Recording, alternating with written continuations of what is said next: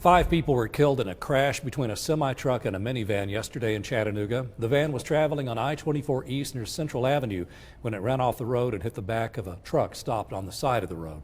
Everyone in that van lost their lives. Channel 3's Mary Frances Hoots is in the studio with new details. Mary Frances.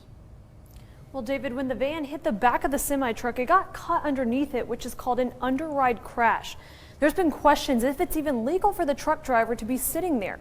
Tennessee Highway Patrol says they can in emergency cases, but they need their flashers on and triangles up within 15 minutes of pulling over. THP inspected and says it appears the driver hadn't been there for more than a minute and they were within the law.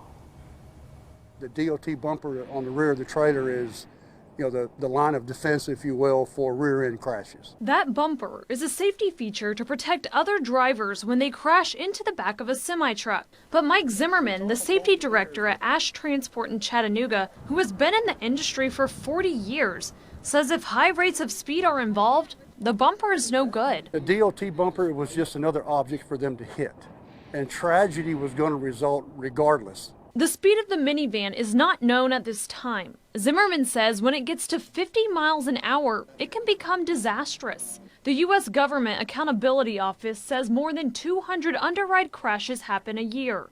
A bill sponsored by U.S. Representative from Tennessee, Steve Cohen, is proposing even more safety measures around the side and front of the trucks, which isn't as simple as it sounds. It is a significant cost, depending on how extravagant you wanted to get with it, but also weight. Zimmerman says they already max out their trailers to the legal weight limits, and adding more material will reduce the amount of product on the trailer and throw off the supply chain process. We may gain a few clicks in safety, but we're losing in so many other things because of all these added features. It's a tough balance to strike. We learned no one in the van was from the Chattanooga area, and the semi-truck driver will not face charges. Chattanooga police are investigating, and they ask if you have any information to call the number on your screen, 423-698-2525. Live in the studio, Mary Frances Hoots, Channel 3 Eyewitness News.